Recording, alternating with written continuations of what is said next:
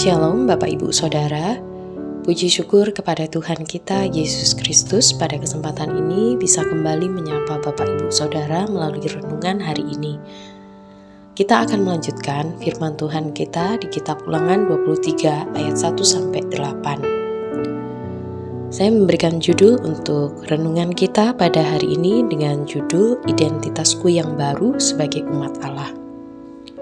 Dalam Ulangan 23 ayat 1-8, Tuhan memberikan peraturan tentang siapa yang bisa atau tidak bisa menjadi bagian dari umatnya. Pada saat itu sangat terkait dengan identitas dan kesucian atau kemurnian spiritual Israel. Ayat 1 melarang orang yang dikebiri untuk menjadi bagian dari umat Tuhan. Sangat mungkin berhubungan dengan penyembahan berhala.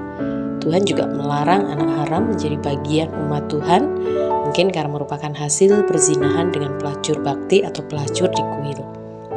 Lalu Tuhan melarang keturunan Amon dan Moab untuk menjadi bagian dari umat Tuhan, karena kedua bangsa itu adalah bangsa yang secara sengaja memusuhi Israel.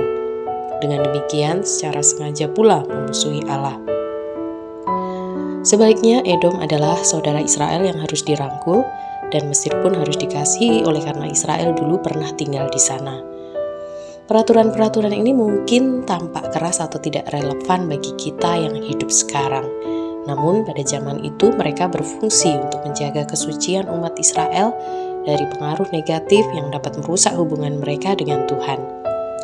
Misalnya, orang-orang tertentu tidak boleh bergabung dengan umat Tuhan karena mereka terlibat dalam praktik penyembahan berhala atau merupakan keturunan bangsa yang memusuhi Allah.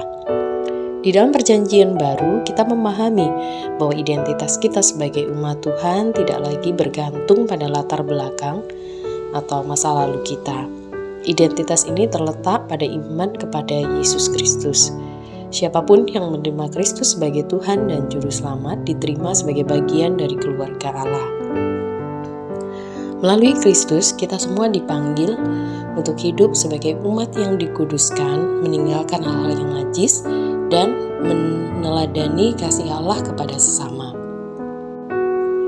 Bapak Ibu Saudara sekalian yang dikasihi Tuhan, melalui kebenaran firman Tuhan kita pada hari ini, kita kembali diingatkan untuk bersyukur atas kasih anugerah Tuhan yang begitu besar kepada kita, sehingga kita menjadi bagian dari umat Allah.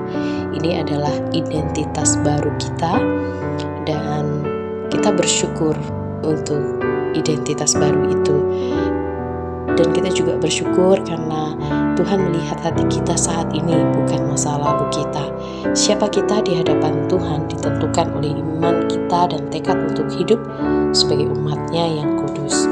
Pertanyaan yang perlu kita renungkan bersama adalah, apakah hidup kita saat ini sungguh-sungguh sudah mencerminkan identitas sebagai umat Tuhan?